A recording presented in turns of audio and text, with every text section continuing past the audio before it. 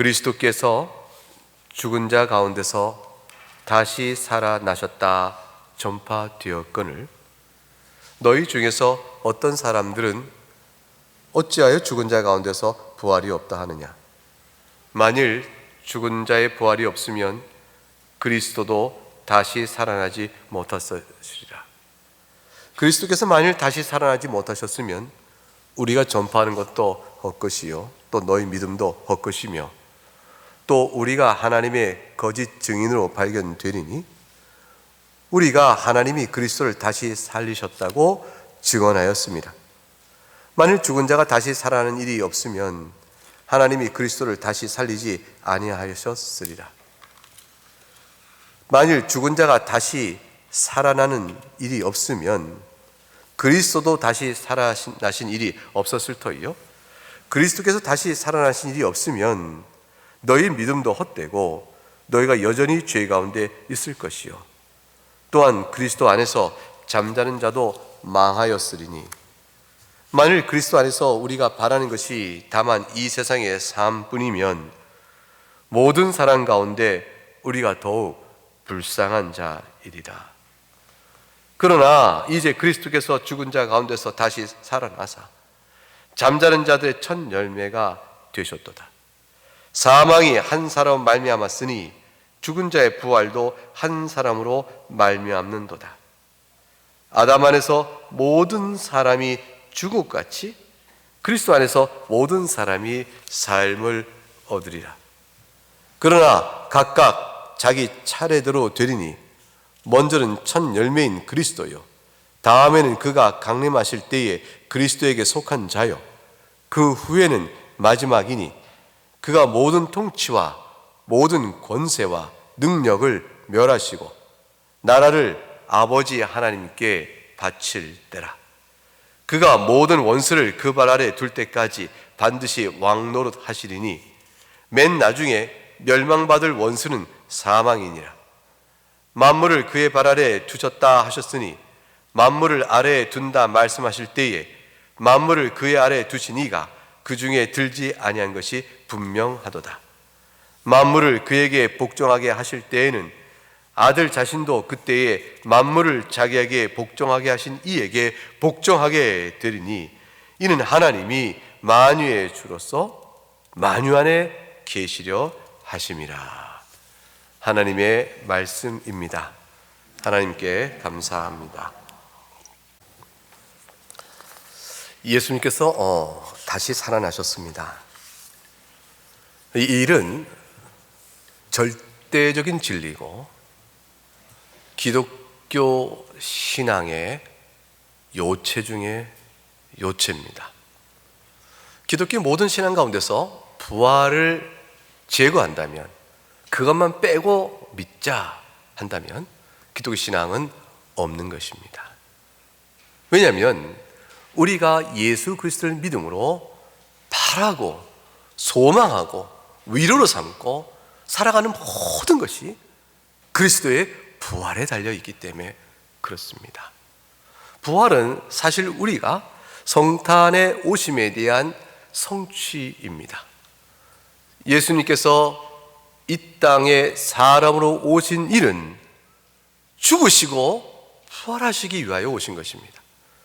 그러므로 승천하시사 다시 오실 그날까지 우리에게 교회를 세우시고 믿음에 따라 살도록 이끌어 가시며 왕권으로 다스리고 계시지만 그 모든 일을 이루시는 구원 사역의 그 정점이요 결정체 속에서 부활이 자리합니다. 오늘 본문을 통해서 우리는 예수 그리스도의 그 부활이 없다면 우리의 믿음은 어떻게 되는 것인지에 대하여 성경을 통해 살피고 그리고 과연 이 부활이 왜 우리 신앙에 그토록 중요한 것이요 요체 중에 요체인지 그것을 살펴보는 흐름으로 설교가 전개될 것입니다. 먼저 성경은 그리스도의 부활이 없다면 14절에 첫 번째 말합니다. 우리가 믿는 것이 다 헛되다고 말합니다. 물을 건너 산을 넘어 복음을 전파하는 자의 발이 참 아름답도다 라고 말씀하셨지만 그 아름다운 복음의 전파의 모든 발걸음과 전도의 수고가 다 헛됩니다. 헛된 내용을 전하느라고 제 아무리 수고했어도 전하는 것이 아무것도 아니면 헛된 것이죠. 먼 데까지 물동이를 쥐고 다녀왔으나 물동이를 열어보니 썩은 물만 가득하고 생명이 없는 물이면 아무 쓸모가 없는 것이라. 그리스도의 복음에서 부활을 빼면, 부활이 없다면 헛것입니다. 전하는 자의 수고가 헛되며 동시에 그걸 믿는 자도 어리석기 짝이 없게 되는 것입니다. 그래서 부활이 없다면 헛됩니다. 이 말은 뒤집어 말하면 우리에게서는 부활이 사실임에 그것이 사실임에 복음을 전하는 자의 노력이 수고가 결코 헛되지 아니하고 복음을 믿는 우리의 신앙이 결코 헛되지 않다는 사실을 결정해 줍니다. 예수 그리스도의 부활이 없다면 17절 우리는 왜 우리의 믿음이 헛되게 될까요? 없다면 우리의 죄사함이 없을 것이기 때문에 그렇습니다. 여전히 우리가 죄 가운데 있게 될 것입니다. 예수님 십자가의 죄 용서의 사건이 이루어졌지만 그 사건은 부활과 연동되어 있습니다. 결국 예수님이 십자가에 죽으신 그 죽음이 자기 죄로 인한 죽은 것이 아니요 우리의 죄를 대리속죄하게 죽었다는 사실에 선포와 확증이 부활로 해 드러나는 것입니다. 만약 예수님께서 죽으시고 그리고 영원히 우리처럼 썩어버리셨어요. 육체가 이제 썩어지시고 그가 다시 부활하지 않으셨어요. 그러면 그의 죽음이 우리의 죄를 대신 짊어지신 의인의 죽음이라는 사실을 어떻게 알 수 있겠어요? 우리가 알 수 없을 뿐더러 실제로 그의 죽음이 의인의 죽음이라는 사실에 아무것도 드러날 실체적 근거가 없게 되어집니다. 성경은 말합니다. 그가 죽으셨으나 다시 부활하심으로 의인이요 하나님의 아들임을 선포하였다. 마음방에 선포하심으로 인해서 우리의 죄를 대신한 십자가 죽음이 실제로 이루어진 것이라는 것을 보여주는 것입니다. 그러므로 부활이 없으면 우린 여전히 죄가 없는 자일 수밖에 없죠.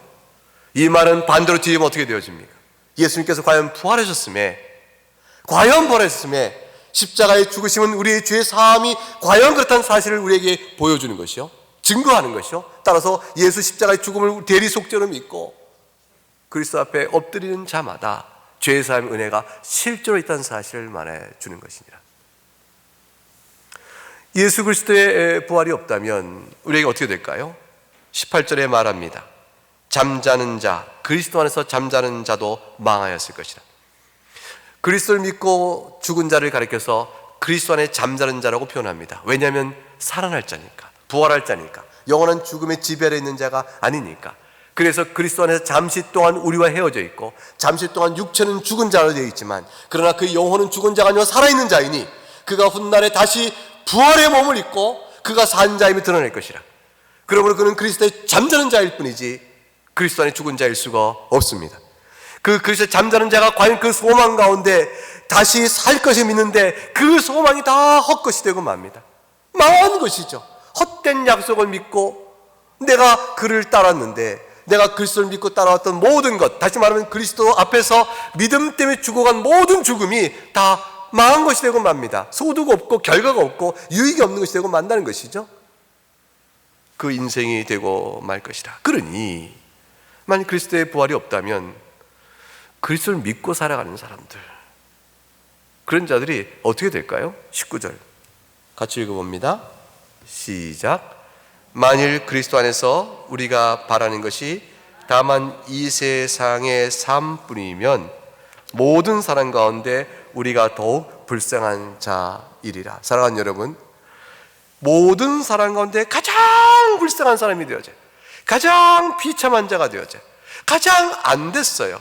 철저히 기만당하고 철저히 속은 자이며 철저히 헛된 것을 붙들고 있는 자요, 나중에 아무런 결과도 보지 못하는 자가 되고 맙니다.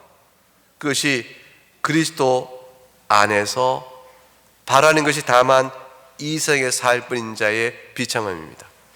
그리스도 안에서 우리가 바라는 것이 이 세상의 삶이 아닙니다. 그리스도 안에서 바라는 것이 우리가 이 세상의 삶뿐이 아닙니다. 그런데 왜 그렇다고 가정할까요? 우리가 그리스도 안에서 바라는 것은 부활 영생이기 때문에 그래요. 궁극적으로 우리가 바라는 것은 왜 그리스도를 믿느냐 물어보면 여러분이 이 세상의 삶 때문에 믿는다고 말하시겠습니까? 여러분이 이 세상에서 잘 먹고 잘 살고 행복하기 위해서 내가 그리스도를 믿는다고 말하겠어요? 아니잖아요. 내가 왜 그리스도를 믿느냐 말하면 죄사함이요, 부활이요, 영생이요, 다시 오실 그날에 하나님을 영원하게 하는 삶의 충만한 누림이 내 마음의 소원입니다. 내 짧은 인생 안에서 살면서 내가 고난 가운데 있을지라도, 슬픔 가운데 있을지라도 이 슬픔이, 이 고난이 그리스도를 믿는 내 신앙의 이유를 결코 삼키지 못합니다. 궁극적으로 내가 믿는 소망은 죄사함으로 인해 베푸시는 영생이요, 부활로 인해서 하나님과 살아가는 영원한 교통이요, 창조주시오 구원자이신 하나님을 영원하게 하는 데 내 소망이 있기 때문입니다. 내 인생은 그걸 위하여 있는 것이요, 하나님께서는 선하시사 내 인생을 그 신앙과 그 믿음의 기쁨 가운데로 인도해 가시니 모든 것을 합력할 선을 이루시는 믿습니다. 이게 우리 고백이잖아요. 어떠한 고난과 슬픔도 하나님께서 우리 가운데 허락하셨을 때는 그로 인하여 예수 그리스도를 더욱더 찬송케 하는 것입니다. 그리스도만이 생명인 줄 더욱더 알게 하시는 것이에요. 그 목적으로 우리의 삶을 이끌어 가십니다. 그러므로 우리가 바라는 것은 이 세상의 살 뿐이 아닙니다. 우리가 바라는 것은 그리스도의 부활로 인하여 주어진 놀라우신 영적인 은혜들입니다. 그것은 죄사함이며 영생이며 부활입니다. 따라서 우리는 그리스도 안에서 죽는 자는 잠잘 뿐이라고 우리가 말을 합니다. 그런데 그래서 우리는 그리스도를 믿는 자로 단언코 말할 수 있으니 우리가 바라는 것은 이 세상의 삶뿐이 아닙니다. 아니, 더 넘어서서 궁극적으로 이 세상의 삶은 다 버릴 수 있습니다. 그렇기 때문에 이 세상의 삶은 다 버릴 수 있는 자들이니 우리는 그리스도한테 바라는 것이 이 세상의 삶이 아니다라고까지 말할 수도 있습니다. 그러므로 부활이 없다면 우리의 모든 신앙이, 이 모든 삶의 가치가 무엇이 되는 것이죠? 아무것도 아닌 게 됩니다. 우리의 신앙의 토대와 기반이 다 신기루여 헛것이 되고 맙니다. 그러니 이 세상에서 가장 어리석은 자요, 가장 불쌍한 자요, 비참한 자가 아니겠습니까? 역설적으로 뒤집으면 이렇게 됩니다. 우리는 결코 이 세상에서 가장 불쌍한 자가 아니다. 도리어 말하거니와 우리는 이 세상에서 가장 행복한 자니라.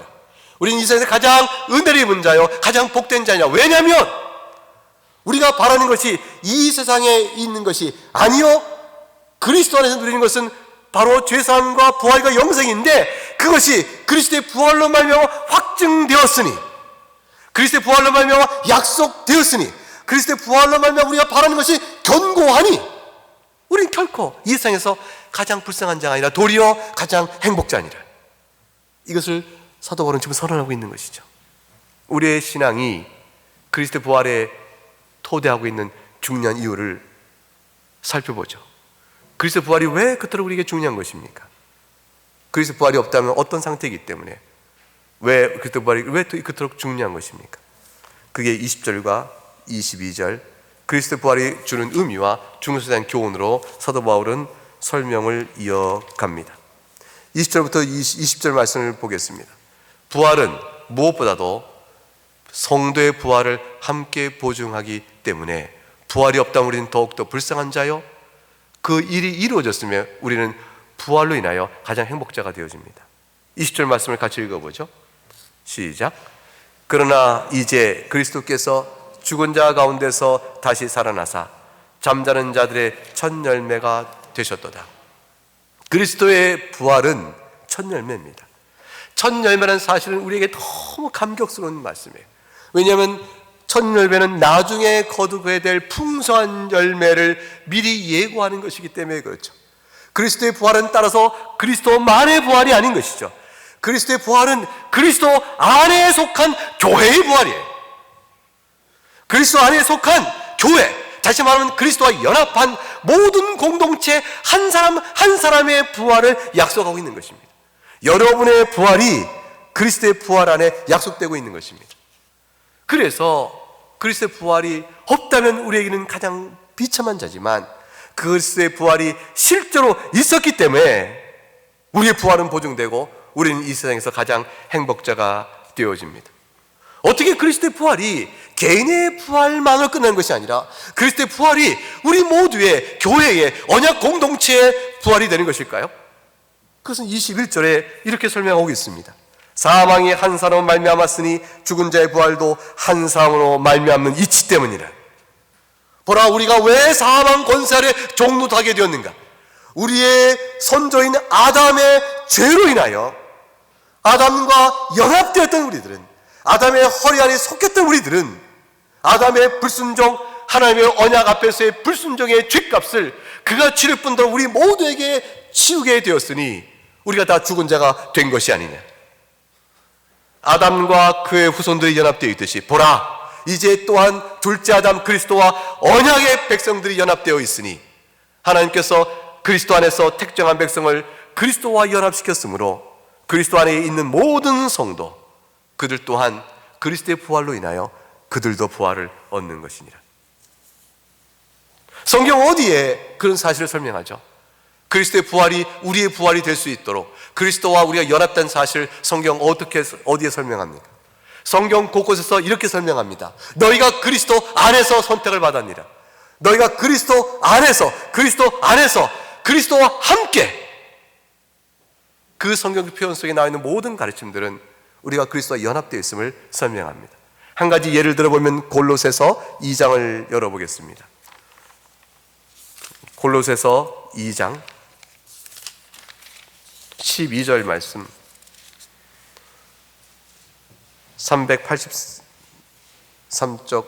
325쪽 어간에 있는 골로새 2장 12절 15절 말씀을 보겠습니다.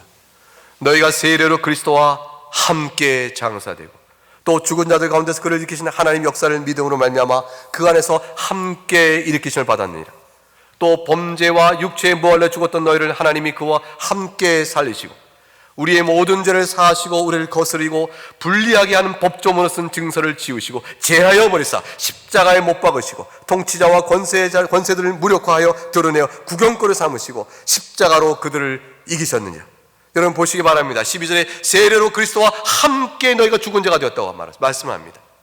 죽은 자 가운데서 예수 그리스도를 일으키신 하나님 역사를 믿음으로 말미암아 그 안에서 그리스도 안에서 함께 일으키심을 받는다고 말씀합니다. 우리의 부활이 예수 그리스도 안에서 약속되어 있는 것입니다. 범죄와 육체의 무할례로 죽었던 우리를 하나님이 그와 함께 살리셨다고 말씀합니다. 함께 살리심은 죄 사함을 뜻하는 것이요 우리 죄를 정죄할 모든 율법의 증서를 지우고 제하려 버리는 것이요 율법의 증서와 정죄를 십자가에 못 박아버리신 것이요 영적 통치자 악한 권세와 마귀의 통치를 무력화하여 십자가로 그들을 이겨버리셨음에 우리가 참여하게 된 것을 의미합니다. 그러므로 우리는 분명하게 그리스도의 부활이 우리의 부활이 되어집니다. 아담의 죄로 인하여 우리가 모두 사망 권세에 속하게 되었으나 우리를 택하여 그 안에 품으신 예수 그리스도와의 연합이 우리에게 약속되었으므로 그리스도의 그분의 부활은 교회의 부활이요 언약 공동체의 부활이요 그곳에 속한 우리 한 사람 한 사람의 부활이 되어집니다. 그래서 22절에 아담 안에서 모든 사람이 죽은 것 같이 그리스도 안에서 모든 사람이 생명을 얻는 것이니라. 이 말로 간략하게 그 이치를 설명해 줍니다. 하지만 도대체 그리스도는 부활했다 하더라도 그리스도 부활로 인하여 그와 연합한 자들이 또한 부활한다고 말하는데 아니 예수를 믿고 죽은 사람들 가운데 부활한 사람이 누가 있느냐? 그리스도와 연합하여 부활한다고 말하는데 그게 무슨 증거가 있느냐? 그리스도 안에서 모든 사람이 생명을 얻으라고 했지만 실제로 예수 믿고 죽은 자 가운데서 3일 만 안에 부활은 고사하고 3년 후에라도, 30년 후에라도, 300년 후에라도 부활한 자가 있느냐? 없지 않은가? 도대체 부활은 언제 이루어지는 것인가? 그 말을 어떻게 믿는가? 이 질문의 앞에 23절에 답을 줍니다. 23절을 같이 읽어보면, 그러나 각각 자기 차례대로 되리니 먼저는 첫 열매인 그리스도요, 다음에는 그가 강림하실 때 그리스도에게 속한 자요, 예수 그리스도의 부활로 인하여 모든 성도가 부활할 것이니라. 그러나 하나님께서 정하신 질서요 차례가 있으니 그 일대로 때가 되어짐에 이루어질 것이니라. 하나님께서는 먼저 그리스도를 부활을 시키셨도다. 그리스도의 부활은 첫 열매이니라. 이 첫 열매에 따라 과연 그리스도에 속한 모든 자가, 그리스도에 속한 자가 모든 자가 부활할 것인데, 그때는 그가 강림하실 때라고 말씀합니다. 즉 그리스도를 믿고 죄사함 받은 자는 과연 부활할 것이지만, 모든 성도의 부활은 주님이 강림하실 때까지 미루어져 있을 뿐이니라. 다만 미루어져 있을 뿐이니 그것은 하나님이 정하신 뜻 가운데 그렇게 되어진 것이니라. 그러므로 믿을진저 그리스도의 다시 오실 그날에 모든 성도는 부활할 것이니, 지금 믿고 죽은 성도가 지금 다시 부활하지 못한다 하여 그리스도와 연합한 자가 반드시 부활할 것인 사실을 믿지 못한 자의 어리석음이요, 그날에 다시 오시면 반드시 부활할 것이니라. 이것이 하나님의 정하신 구속사의 순서니라. 하나님이 작정하신 때의 순서니라. 너희는 무엇을 믿느냐? 라고 묻는 것이, 믿음 없는 자들이여 어찌하여 성도의 부활을 못 믿느냐? 묻는 것이, 과연 주님께서 말씀하신 대로 3일 만에 부활하신 일이 이루어진 것처럼 성도는 반드시 그가 강림하실 때에 부활할 것이니라. 주님께서 성도 안의 부활과 관련하여 재림 때 있으실 하나님의 구속사의 차례와 순서에 대해서 데살로니가서 4장 16절과 17절에는 이렇게 설명하고 있습니다. 주께서 호령과 천사장의 소리와 하나님 나팔 소리로 친히 하늘로부터 강림하시리니, 주님 재림의 영광스러운 때 천사장의 소리가 나오고 주께서 호령을 발하고 하나님 나팔 소리가 확 울려날 때 영광 중에 강림하실 터인데, 그 빛나는 영광 가운데 강림하실 주님의 때에 그리스도 안에서 먼저 죽은 자들이 일어나고, 그날에 반드시 그리스도에 속한 자들, 그리스도 안에 있는 자들이 부활할 것입니다. 그리고 그 후에 그때 살아있는 자들은 하늘로 올라가 휴거죠. 구름 속으로 끌어올라가 주님과 영접한 후에 이 땅에 내려와 우리 모두와 함께 주님이 함께 있는 그 날의 영광을 누리게 될 것이라고 말씀합니다. 이 사실을 믿을 것을 말하며 데살로니가서 4장 18절에 사도 바울은 이 말씀을 전하면서 이렇게 말합니다. 그러므로 사랑하는 교우들, 사랑하는 성도들이여, 이러한 말로 서로 위로하라고 말합니다. 지금은 위로의 때인 것입니다. 약속이 이루어질 그날을 바라보면서 확신 가운데 위로하는 것입니다. 나를 빼앗긴 백성이 해방의 날이 약속된 것을 확실히 알 때 견딜 수 있는 것이죠. 위로할 수 있는 겁니다. 이 땅에 사는 동안 한 인생의 슬픔과 고난과 아픔으로 사는 인생이라 할지라도 성도는 위로 가운데 삽니다. 왜냐하면 반드시 우리 영혼을 기쁘게 하시고 예수 그리스도의 영광을 찬송하게 될 그 날을 우리에게 확정하고 계시기 때문이죠. 약속이 주어졌고 약속은 분명하니 주의 약속이니 이 땅에 사는 동안에 우리가 어떤 형편이든지 위로할 수 있는 겁니다. 고난 속에 있는 자를 무엇으로 위로합니까? 우리는 배고픈 자에게 빵을 줘야 위로가 되는 것이죠. 고난 속에 있는 자에게 고난을 건져줘야 위로가 되겠죠. 슬픈 자에게 슬픔의 이유를 제거해야 위로가 되겠죠. 그러나 죽은 자를 슬퍼하는 자에게 죽은 자를 부활시키지 않는 한 어떻게 슬픈 자에게 위로를 줄 수가 있겠어요? 그러나 사랑하는 성도 여러분, 믿는 자여 그리스도에 속한 자는 죽으나 살 것이므로 사랑하는 사람이 예수 안에 죽을 때에 그 죽음을 슬퍼하는 모든 성도에게는 위로가 있는 것입니다. 산다. 세상은 줄 수 없는 위로이죠. 우린 그 위로를 받습니다. 세상이 허물어져 갑니다. 위태롭습니다.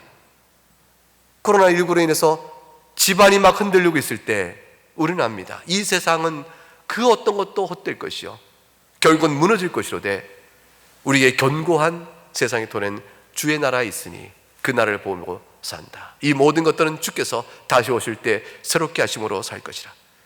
우리의 위로가 되어집니다. 그날이 되어지면 지금 사는 인생 속에 슬픔과 아픔과 고통과 사망을 주는 모든 마귀적 권세가 멸망케 될 것이므로 승리의 날이 있을 것이므로 이 말씀으로 우리가 서로 위로하라, 그렇게 말한 것입니다. 과연 오늘 본문 고린도전서 15장 24절과 26절에 사도 바울은 이 사실을 다시 똑같이 설명합니다. 15장 24절 말씀에 그 후에는 마지막이니 그가 모든 통치와 모든 권세와 능력을 멸하시고 나라를 아버지 하나님께 바칠 때라. 하나님께서는 구원 역사 속에서 정하신 순서가 있습니다. 그 후에는 마지막이니 주님께서 강림하실 그때가 되어지면 두 가지 일이 있을 것을 말합니다. 하나는 모든 악한 영의 통치와 악한 영의 권세와 악한 영의 능력을 멸하실 것입니다. 이것은 우리의 위로입니다. 그리고 두 번째로 중보자로서 메시아로서 이루신 그의 나라, 교회를 통해 드러났던 예수 그리스도의 하나님 나라, 그 나라를 이제 아버지께 바치실 때가 옵니다. 그것이 주님이 강림하셔 이루실 놀라운 두 가지 면입니다. 한 측면은 악한 영의 통치와 악한 영의 권세와 악한 영의 능력을 멸해버리시고, 또 한편으로는 그리스도 안에 속한 자들과 함께 이룬 하나님 나라의 그 복된 중보자적 통치의 아름다운 결과를 하나님 아버지께 올려드리는 일이 있게 될 것입니다. 이런 사실을 생각하며 십자가에 죽으시고 이제 부활하신 그리스도를 바라보라 하는 것입니다. 그는 비록 십자가에 죽으셨으나 실제는 우리의 왕이시며 과연 부활하심으로 그가 왕적 권세를 지닌 자임을 나타내 보이셨던 것입니다. 사랑하는 여러분, 25절을 보세요. 그가 모든 원수를 그 발 아래 둘 때까지 반드시 왕 노릇 하시리니, 그 원수를 마지막 날에 다 둘 때까지 여전히 왕이십니다. 예수님은 이 땅에 연약한 육신으로 오실 때도 왕이셨고, 그가 조롱과 멸시를 받아 십자가에 못 박히는 모든 수난의 과정에서도 여전히 왕이셨습니다. 주님께서 이 땅에서 육신 가운데 오셔서 어려서부터 나실 때도 왕이셨고, 그가 공생을 시작하십니다. 마귀를 내어쫓고 바람과 파도를 잔잔케 하시며 병든 자를 고치시는 일을 행하실 때도 왕적 권세를 드러나실 뿐만 아니라 그가 줄이고 고나여 죽으실 때도 왕적 통치를 행하시는 여전히 왕이셨습니다. 주님은 한 번도 연약한 육체의 공생의 3년 기간 동안에 왕이 아니신 적이 없습니다. 그렇기 때문에 주님께서 말씀하시죠. 십자가에 달리기 전에 신문을 받습니다. 네가 왕이냐? 주님 말씀하십니다. 내가 그러하니라. 예수님께서는 사람의 조롱을 받는다고 왕이 아니신 게 아니에요. 왕이시나 조롱을 받으신 것이고, 왕이시나 수치를 받으신 것이고, 왕이시나 모욕을 참으신 겁니다. 한 가지 일을 위해서 십자가에 달려 죽으시나 왕으로 죽으신 것입니다. 그는 의인이요 왕이심에도 불구하고 죽으신 것이죠. 그러므로 사람들 눈에는 권세 없는 자요 무력한 자로 보입니다. 그러나 오늘 25절에 말씀합니다. 그가 모든 원수를 그 발에 두는 재림에 될 때, 그 날이 올 때까지 반드시 왕 노릇을 하고 계시니라. 그때야 비로소 왕 노릇 하신 것이 아니고 이미 왕권을 행사하고 계신 것입니다. 26절에 맨 나중에 멸망받을 원수는 사망이라고 그랬습니다. 왜 사망을 맨 마지막에 멸망받게 하실까요? 지금 우리가 받는 모든 악한 영의 역사와 권세와 통치는 다 사망으로 정점이 이루어집니다. 하나님께서 본래 생명을 주신 바 된 생명나무의 과실을 마음껏 먹게 하셨던 아름다운 에덴 동산을 한번 생각해 보세요. 하나님께서 한 가지만 명하셨습니다. 선악을 알게 하는 과실의 나무는 따먹지 말라. 이것은 하나님의 존엄이요 하나님의 주권이요 하나님의 영광의 나타내심이에요. 그거 하나 순종함으로 피조물이 창조주께 순종함으로 영원한 생명을 누릴 수 있었도록 생명나무를 풍성히 주셨으나 죄를 범함으로 금해진 것이죠. 생명을 잃어버린 자가 되어졌습니다. 사망 권세에 짓눌림을 당하게 된 것이고, 그 사망의 징후가 가시덩굴과 엉겅퀴가 나무로 인해서 우리의 인생의 삶에 수고와 슬픔이요 고통과 아픔으로 다가옵니다. 따지고 보면 인생은 나면서부터 죽음을 향해 가고 있는 것이고, 나면서부터 죽음을 배워가는 것이고, 나면서부터 죽음의 고통을 맛보아 가는 것입니다. 태어났으나 육체의 생명은 시작됐는데 아픕니다. 그리고 자기 욕정과 정욕대로 이루어지지 않아서 때를 쓰기 시작합니다. 뭐 이렇게 힘든가 세상이? 아기도 웁니다. 배고파 울고 아파서 울고 어린아이도 그렇게 성장해 갑니다. 마침내 인생을 마치는 육신의 마지막 때까지 우리가 돌이켜보게 되면 얼마나 많은 고통과 슬픔과 괴로움과 아픔이 있었는지, 그건 육체 가운데 사는 인생의 모습뿐 아니라 죄 중에 살아가는 인생의 곤고함이라는 사실을 우리가 압니다. 사망이 지배하고 있는 세상이죠. 전쟁, 기근, 자연적 재해뿐 아니라 인간이 일으키는 모든 사회악들 다 사망으로 정점을 이루는 마귀의 권세의 지배 아래 있는 세상입니다. 예수 그리스도께서 그거를 맨 마지막에 멸망받은 원수는 사망이라 하여, 사망이 마치 인격체인 것처럼 사망을 가지고 위세하며 통치하는 마귀적 권세의 최종적 괴멸을 선언하신 것입니다. 이사야 25장 8절에 사망을 영원히 멸하실 것이라, 메시아 사역을 한 줄로 얘기합니다. 예수 그리스도를 한 줄로 얘기합니다. 왜 예수 그리스도를 믿어야 하며 왜 그리스도 오심을 대망 중에 바라야 됩니까? 그가 오셔서 사망을 영원히 멸하실 것이기 때문에 그렇습니다. 모든 얼굴에서 눈물을 씻기시고 하나님의 백성 그리스도에 속한 자의 수치를 제하여 주실 것이기 때문에 우리가 그 주님을 바라봅니다. 예수 그리스도께서 중보자로 계시는 교회에 속하여 그리스도의 영, 곧 성령의 다스림 가운데 있는 하나님의 택한 백성이여 중생자들은 부활의 영광을 통해서 과연 사망을 멸하게 하시는 주님의 권세 아래 영원한 부활과 영생을 누리게 됩니다. 하지만 결국 십자가에 죽은 자 아닌가? 말을 들어보니 그리스도의 부활이 사실이고 그를 통해 이루어질 일이 어마어마하고 전 우주적인 큰 장엄한 스케일로, 과연 창조 때에 방불한 새로운 창조죠. 새롭게 하시는 창조죠. 새롭게 하신 이 창조의 어마어마한 대우주적 대서사시에 말을 하는데, 그런데 교회가 세상에 있는 거 보니까 변변치 않아 보이는 것이죠.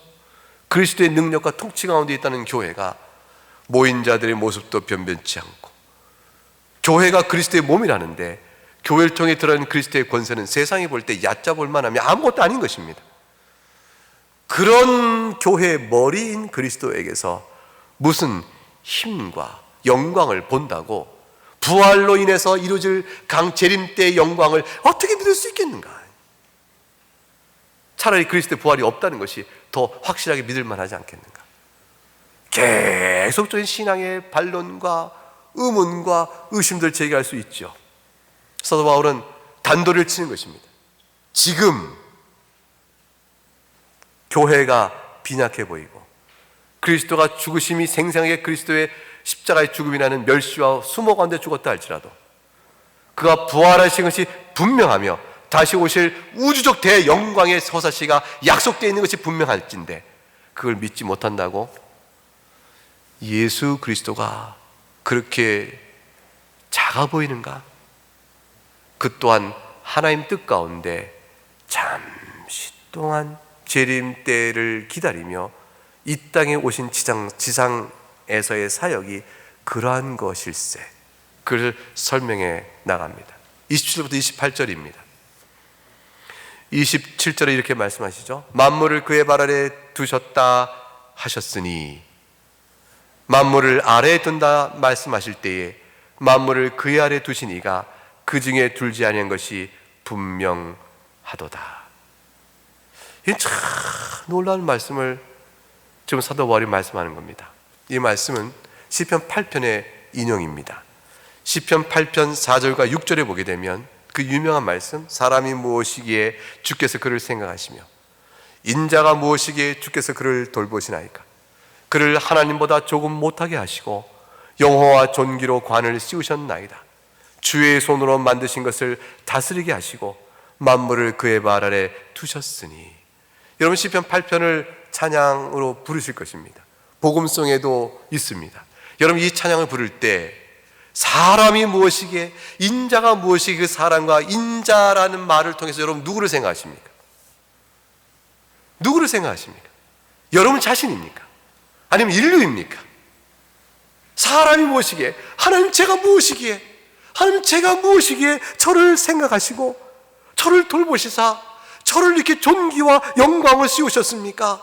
하나님, 저 하나님보다는 조금 못하지만 주에서 만든 그 다스리게 저를 이렇게 영화롭게 하셨습니까? 하나님, 사람이 무엇이고 저가 무엇이게요? 이렇게 그 말씀을 적용하여 여러분 이 찬양, 이 시편을 노래한다면 여러분 그 시편 이해와 찬양 속에 크게 빈 것이 있습니다.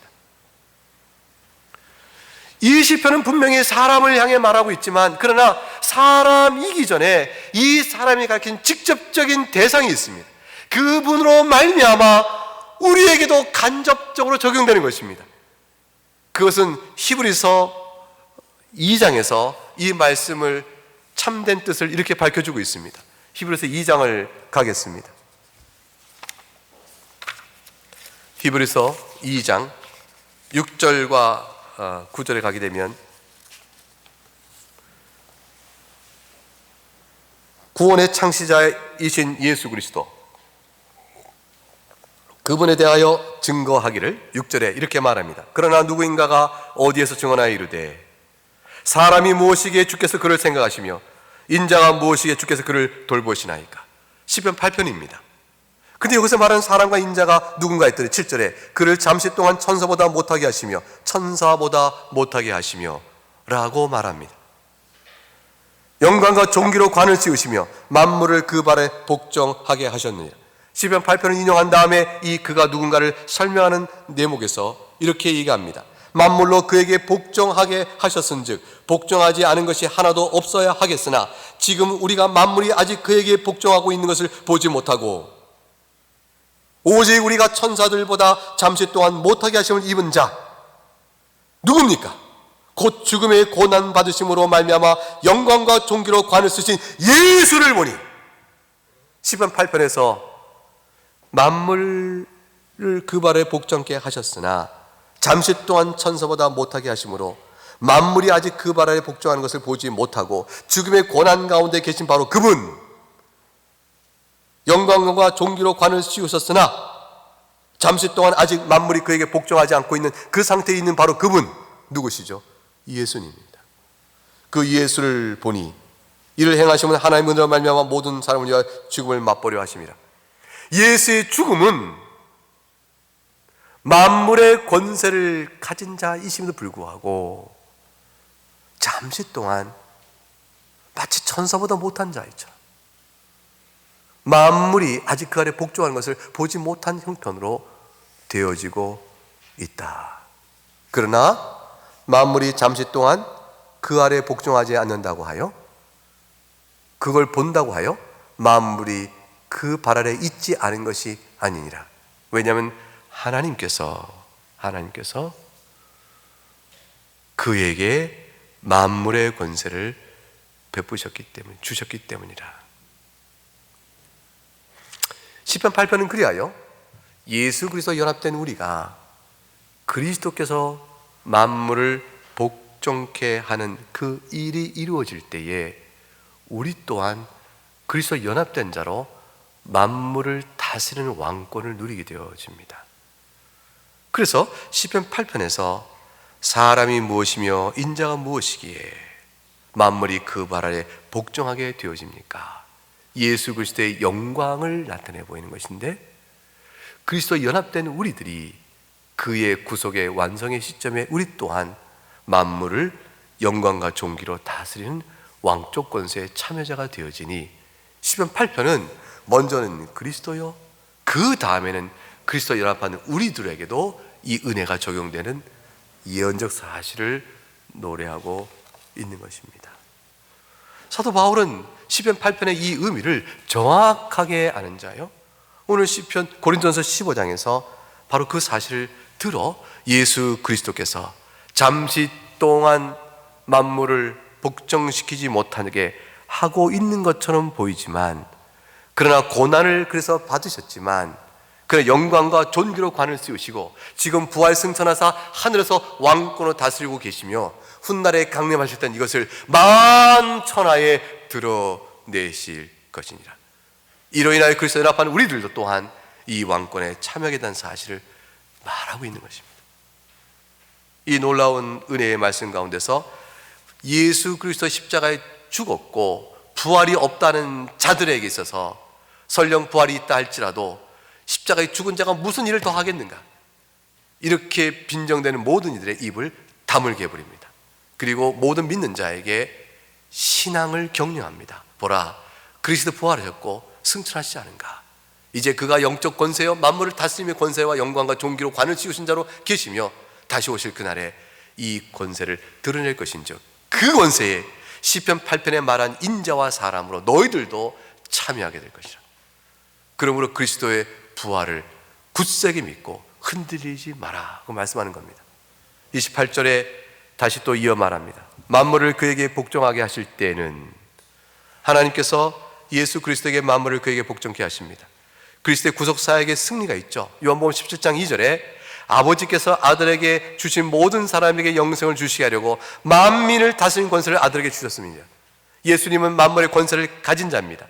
이 땅에 오실 때부터 이미 가진 자요, 죽으실 때도 가진 자요, 부활하심으로 가진 자요, 다시 오심으로 분명히 나타내실 그 권세입니다. 그렇게 아들 자신도 그때 만물을 자기에게 복종케 하신 이에게 복종하게 되리니, 이제 예수님께서는 다시 오셔서 하실 일이 있습니다. 중보자로서 이루신 하나님 나라를 하나님께 올려드립니다. 빌립보서 2장 9절과 10절에 하나님이 그를 지극히 높여 모든 이름 위에 뛰어난 이름을 주사 하늘에 있는 자들과 땅에 있는 자들과 땅 안에 있는 자들로 모든 무릎을 예수의 이름에 꿇게 하셨다. 이 꿇게 하신 그 예수 그리스도의 나라, 그 그리스도의 말미암아 이루어지는 하나님 나라, 그 나라를 이제 주님께서 24절 고린도전서 15장 24절 말씀대로 나라를 아버지 하나님께 바칠 때가 옵니다. 그게 28절에 아들 자신도 그때 만물을 자기에게 복종하게 하신 이에게 복종하게 되리니 그랬습니다.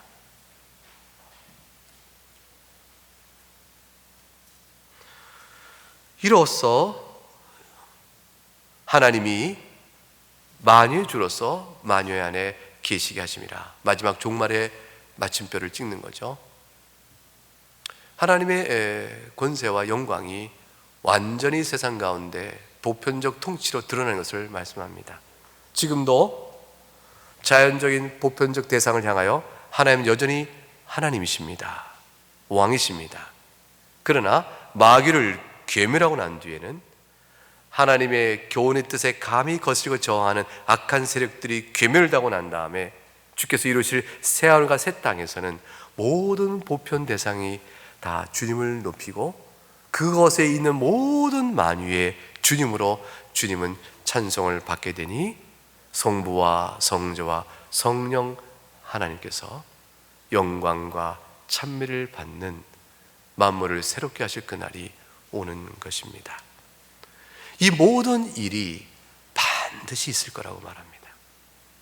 예수 그리스도의 부활 사건이 이 모든 것을 약속하고 확증해 주는 것입니다. 그러니 부활이 없다면 우리의 모든 믿음은 이 거대한 하나님의 구원 역사의 큰 흐름의 모든 믿음은 결국 다 헛것이 되고 말겠죠. 히브리서 2장 10절과 18절의 말씀 속에는 그리스도의 부활의 놀라운 권세로 우리에게 베푸실 아름다운 영적 은택을 이렇게 설명하고 있습니다. 우리가 그리스도의 부활의 놀라운 구속사역으로 이루어질 일들. 10절, 그러므로 만물이 그를 위하고 또한 그로 말미암아 이가 많은 아들을 이끌어 영광에 들어가게 하신 이래. 하나님께서 만물이 예수 그리스도를 위하여 존재하고요, 또 하나님께서 하나님을 위하여 만물이 존재하고 그로 말미암아 이게 다 하나님이에요. 하나님께서 만드신 만물이요, 하나님을 위하여 존재하는 만물, 그것을 다 만드신 하나님께서 다시 한번 창조주이십니다. 창조주께서 많은 아들들을, 그리스도와 그리스도에 연합한 모든 우리들을, 그리스도와 그리스도에 연합한 우리 많은 하나님의 양자된 주의를 얻은 모든 아들들을 이끌어 영광에 들어가신 이래. 어떻게 영광에 들어가게 하실까? 바로 우리 양자됨의 주의를 얻은 우리들의 구원의 창시자인 예수 그리스도를 고난을 통하여 온전케 하심이 합당하도다. 예수님의 고난은 구원 역사를 위하여 완전케 되는 일이요, 존귀와 영광의 관을 씌우신 그리스도의 몫입니다. 그리스도께서는 거룩하게 하시는 이요, 우리는 그로 말미암아 거룩함을 받는 자들입니다. 그러나 형제가 되어집니다. 하나님의 자녀로 묶입니다. 그리고 12절에 주의 이름을 내 형제 선포하고 내가 주를 교회 중에 찬송하려 하셨고, 13절에 내가 그를 의지하려 하셨고 볼저다 나와 및 하나님께서 내게 주신 자녀라 했으니 자녀는 혈과 육에 속하였으나 그도 또한 같은 모양으로 혈과 육을 함께 지니심은 죽음을 통하여 죽음의 세력을 잡은 자 곧 마귀를 멸하시고 죽기를 무서워로 한평생 매여 종노타는 모든 자들 놓아주려 하심이니 우리가 해방이 된 것입니다. 16절, 그는 확실히 천사를 붙들어주려 하심이 아니요 오직 아브라함의 자손을 붙들어 주려 하심이라. 17절과 18절을 같이 읽습니다. 시작. 그러므로 그가 범사의 형제들과 같이 되시기 마땅하도다. 이는 하나님이 대해 자비하고 진실한 대제사장이 되어 백성의 죄를 속량하려 하심이라. 그가 시험을 받아 고난을 당하셨은즉 시험 받는 자들 능히 도우실 수 있느니라. 이 예수 그리스도의 복된 은혜가 이제 십자가에 주시고 부활로 인하여 성취가 되는 것입니다. 우리는 재림의 때를 바라보는 믿음을 성취된 부활 안에서 경거히 가져가는 것입니다. 사랑하는 여러분, 우리는 결코 세상에서 가장 불쌍한 자가 아닙니다. 도리어 말하거니와 이 부활이 이루어졌은즉 우리는 세상에서 가장 복된 자들입니다. 이 예수 그리스도 안에 속함으로 그리스도의 부활로 말미암아 우리도 부활될 것을 믿고 그날에 이루실 그 대서사적 우주의 장엄한 세상을 새롭게 하신 나를 바라볼 때 우리처럼 행복한 사람이 어디 있는가? 그러므로 짧은 한 인생 동안 겪는 그 어떤 일을 할지라도 우리를 결코 삼킬 수가 없습니다. 우리의 슬픔이 그리스도 안에 누리는 행복과 기쁨을 삼킬 수가 없고, 우리의 고통이 그리스도 안에 약속된 그 소망의 때를 바라보는 그 믿음의 위로를 결코 삼킬 수가 없는 것입니다. 이 말씀이 여러분의 오늘 살아가는 인생과 신앙 안에 주어진 큰 위로가 될 수 있기를 주의 이름으로 축복합니다. 찬송하겠습니다.